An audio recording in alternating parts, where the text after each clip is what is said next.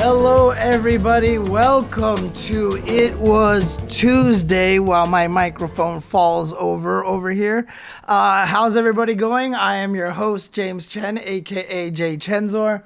Obviously, a very exciting weekend this past week. Last week, we got to talk about the Capcom Cup Last Chance qualifiers. Today, we are just talking about Capcom Cup.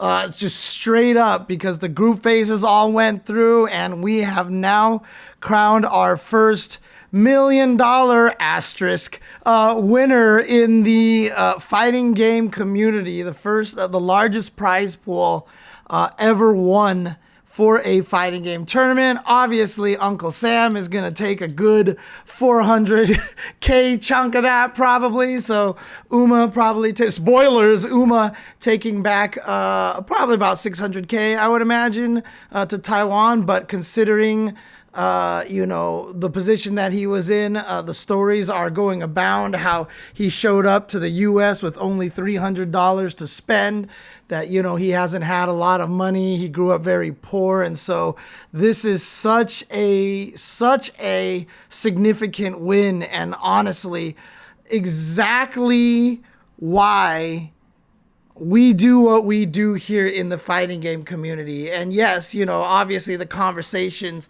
have been abound about, global, having Capcom Cup be more global, or having Capcom Cup be about having the best players. Should we do it by points? Should we do it by regions, etc., etc.? But you can see why the power of doing it by regions is so strong here, because a player like Uma would not make it into Capcom Cup without the traveling, if it was the point system. He just would not have been able to do it. Yes, he did go to the offline premieres, and to EVO, but those are literally 3 events.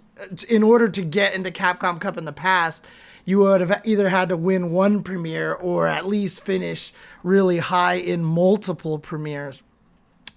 And so, this kind of opportunity just doesn't come by very often.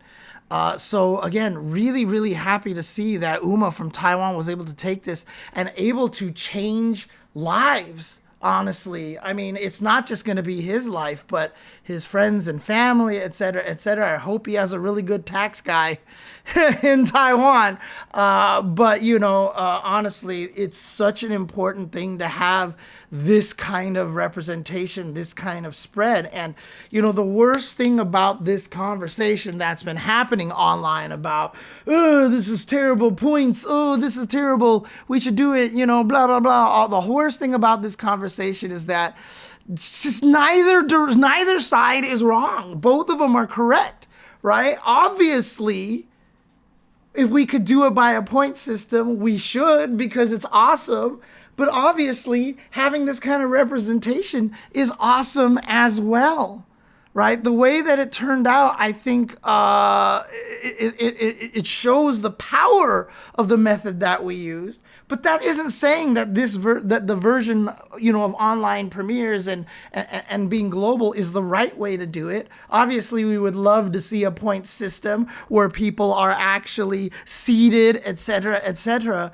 But again, this is the worst part of the debate, is just that the real answer is this. The real answer is this, is that we would love to do both.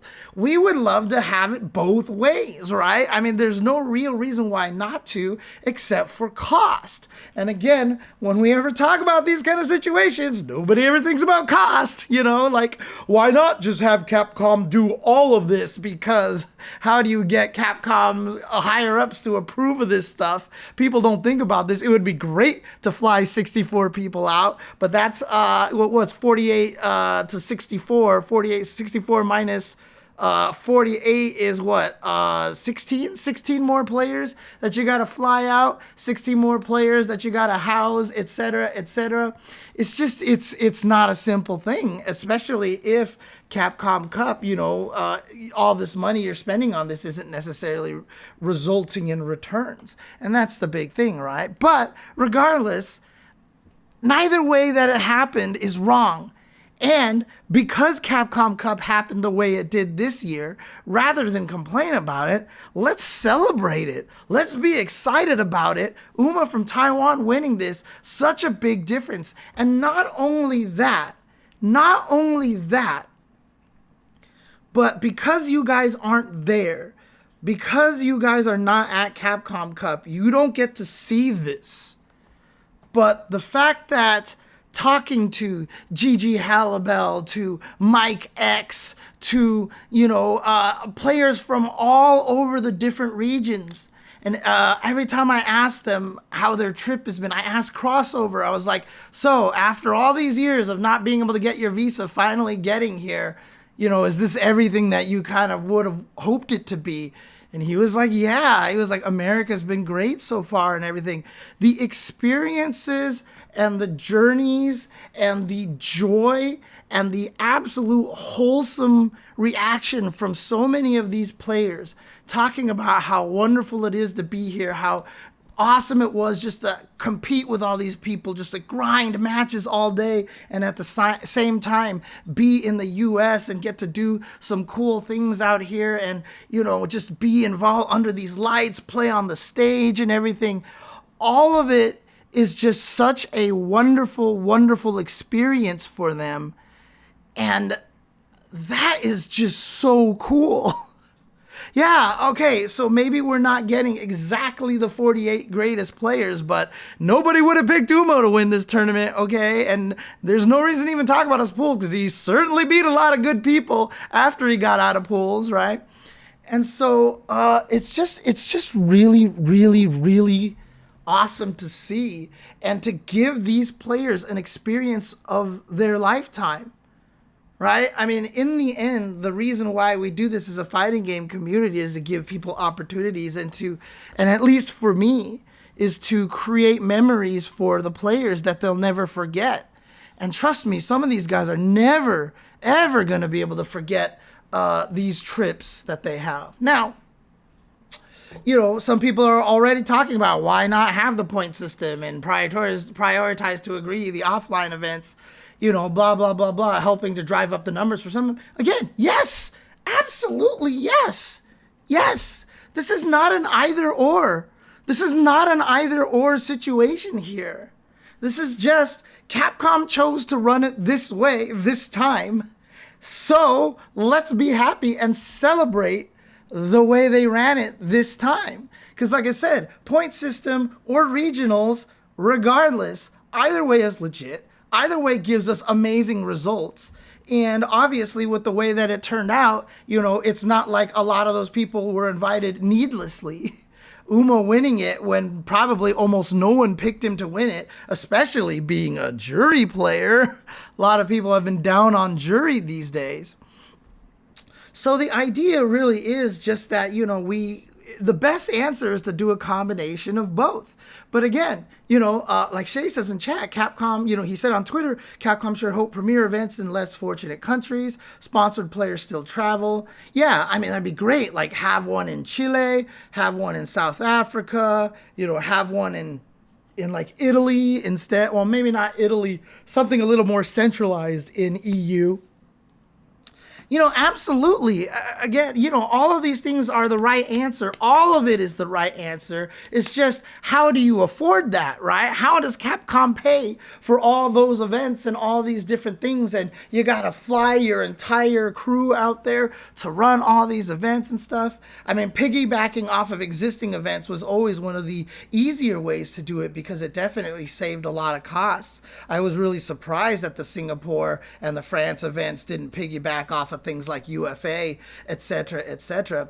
And it's not even just about cheap venues, right? The venue isn't the cost. The cost is literally flying the entire crew out there, right? It's flying the crew, taking all the equipment, and just so many, little small things that a lot of people aren't thinking about. It's a lot of work, but again, it is possible. And if they can get the budget approval to it, Let's do it. Let's absolutely do it. But again, it all just comes down to everybody wants everything. Where does the money come from? The conversation about Evo came up on Twitter where someone was like, why isn't Evo rewarding more money? And I said, I am about to sneeze and it is not happening now. And I said basically like, came out, thank God. Only 2 sneezes too, very surprising. But you know, what was I talking about? Oh, Evo prizes. And I was just like, where does the money come from? Where does the money come from?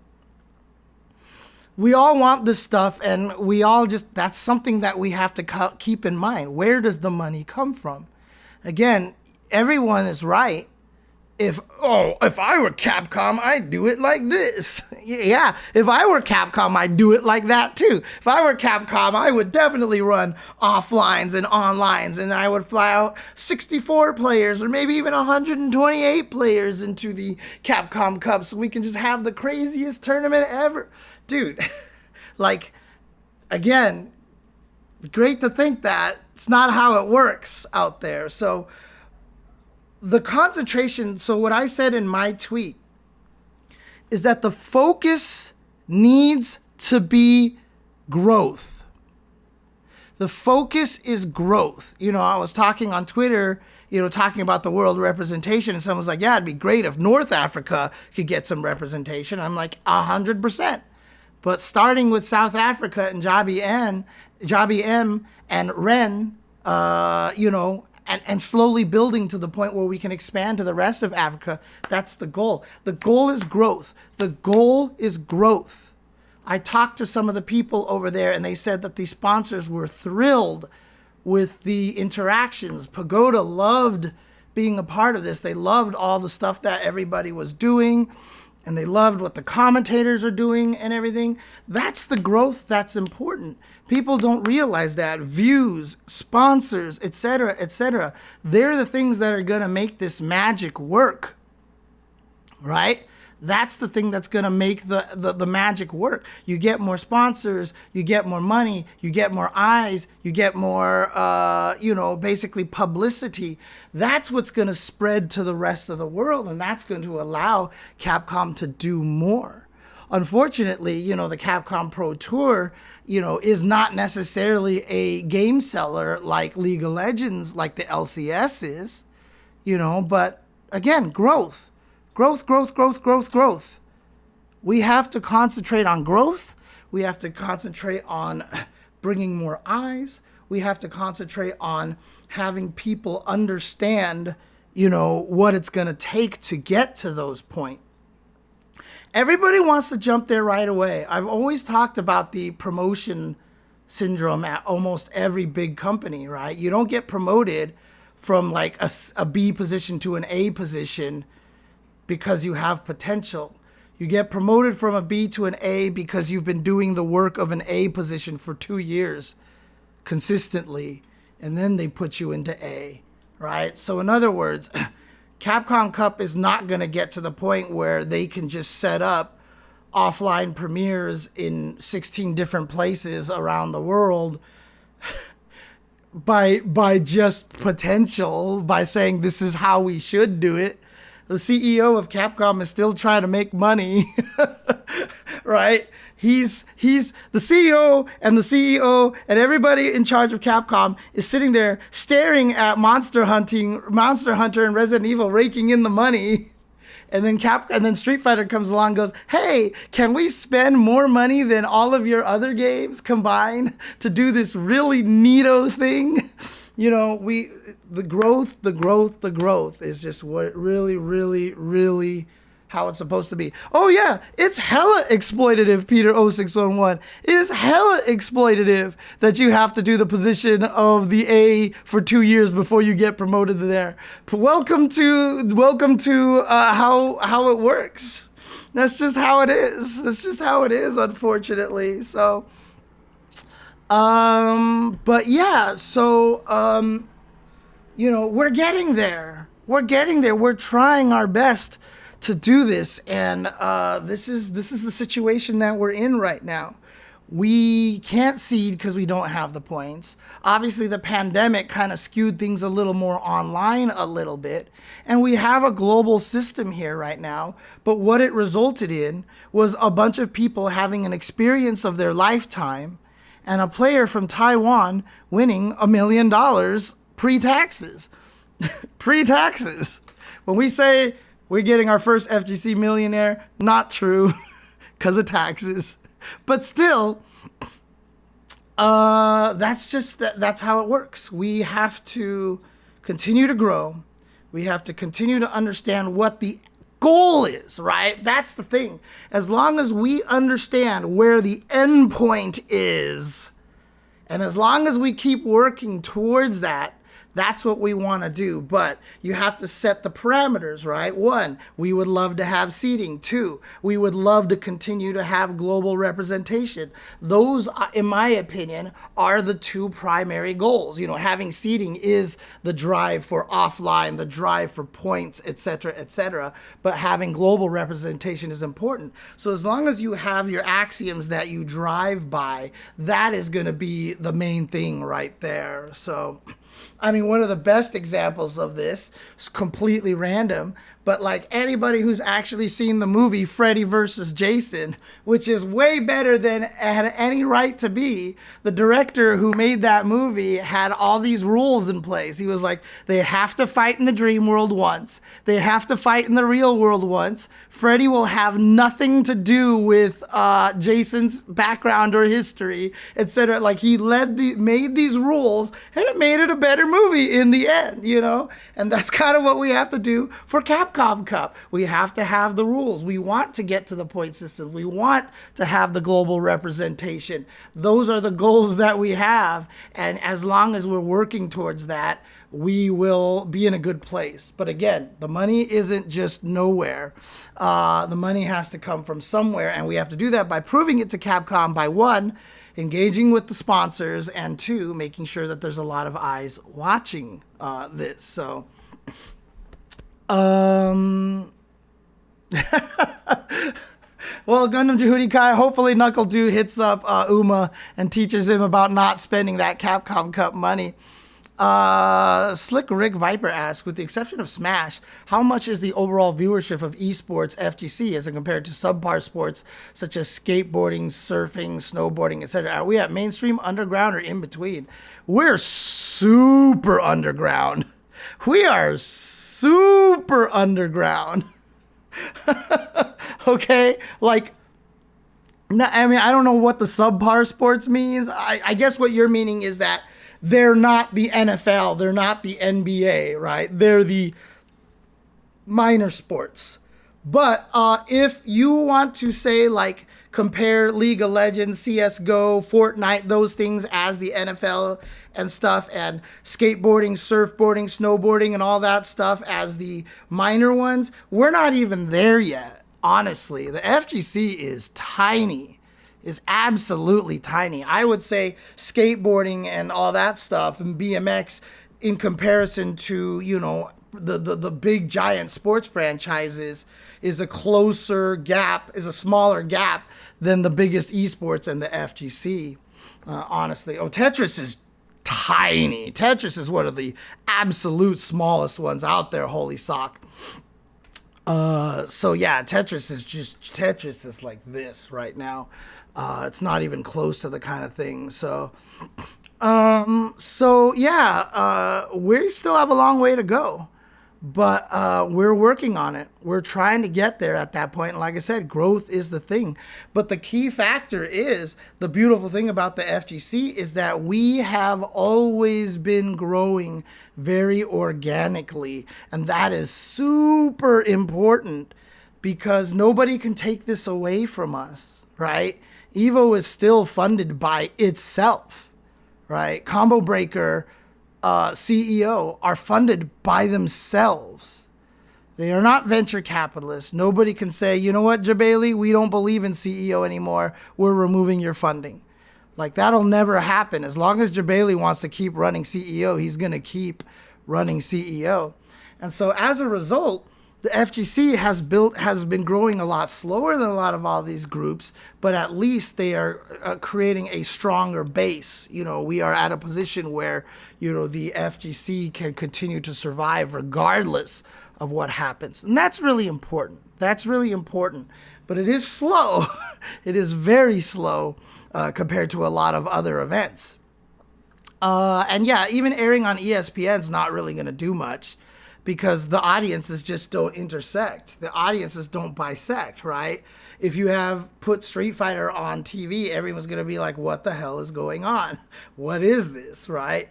Being on Twitch is already the best platform that it could possibly be on, in my opinion. Yeah, Evo was on ESPN2 one year, but let's see, it didn't really do much, right? Although the L.I. Joe story made everybody like, whoa, like I went from not caring about this to all of a sudden being like the biggest fan of L.I. Joe. So yeah. But that's where we're at right now. Growth. Focus on growth, guys. Focus on growth. As long as we concentrate on growth, we will get there eventually. So rather than arguing if it's better to be points or better to be global representation, blah, blah, blah, blah, you don't argue that. You just say, hey, I think in the future, we should get back to offline to support the offline events so we can have proper seating, so we can make sure we have more of the strongest players. Because, for example, having only 2 Japanese players in the entire top 48 seems wrong, etc. You talk about that. You're not wrong. You're absolutely right. But the people who are saying, but this is a global representation, it's cool to have players from Italy and from, Poland, etc., making all out here, players from Peru and such, Argentina coming out here. They're absolutely right too. You're all right.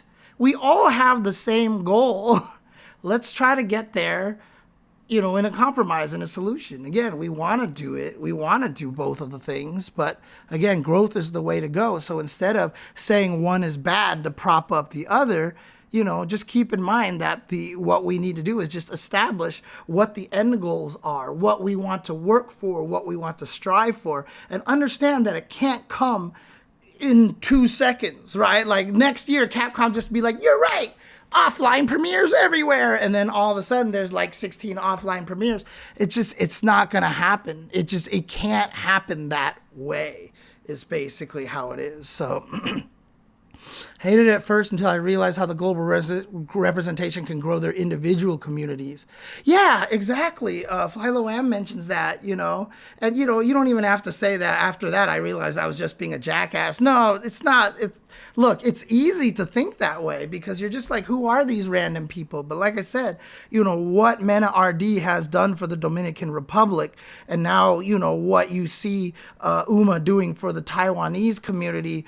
And now when you actually, think about that, and then when I talk about the experiences that these guys have had, the fact that they only had a Red Bull Kumite in South Africa because they saw Jabi M's representation from last year's Capcom Cup, they were like, oh crap, there's a whole scene down there. Let's run a Red Bull Kumite down there. These are very important things to happen. These are very, very important things to happen. So, again, we know what the end goals are. We know we want to get there. Let's focus on how to get there, how that we can accomplish both things, and what we need to do to get there. So, again, supporting the sponsors, getting more viewers on here, spreading the joy of fighting games to everyone. Why do I do what I do? Why do I commentate the way that I do? That I'm always commentating towards the lower end players before I'm commentating towards the higher end players. Why am I always trying to tell backstories? I'm trying to get people hooked on fighting games, okay? I'm trying to get people so that they're just like, yo, fighting games are sick. And that's my whole goal right there. And you're not going to do that by doing a lot of different ways. You're not going to do that by talking about this is -2, so he did this. And I mean, if you can try to explain it, if it's really interesting, please do. Guys like Sajam are like the best at explaining these kind of things quickly and succinctly in a very digestible fashion. But then I honestly think I'm the best person at trying to make you fans of the players. I'm always trying to talk up the players. I'm always being like, oh, what's cool is that, when Fandroid, I was so happy I got to commentate Fandroid's matches, his group, when he went 0-5.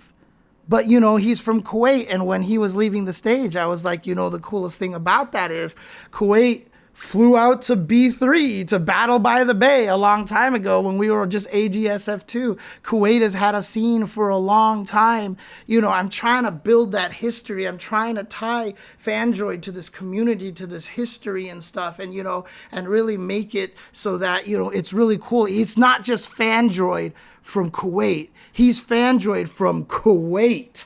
You know what I mean? Like, it's weird to say it that way. Like, you say it, but it means two very different things.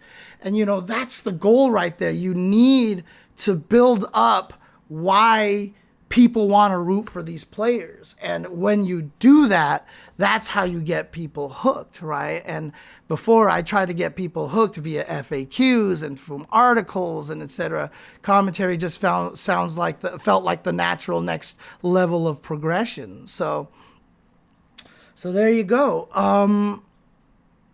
That's basically what I wanted to do. Yeah, that they want what happened in the Dominican Republic to happen in other regions because that makes the marketing budget worth it. Absolutely. Absolutely. And it's going to happen in Taiwan now. Uma's going to go home a hero, man. Dude, GamerBee went home a hero. He had flowers in the airport for him just by beating Justin Wong for Super Street Fighter 4 at the second Evo for Street Fighter 4. Dude, he beat Justin Wong and he went home and he was a national hero. Like, imagine what's going to happen with Uma now. I think that's super, super cool.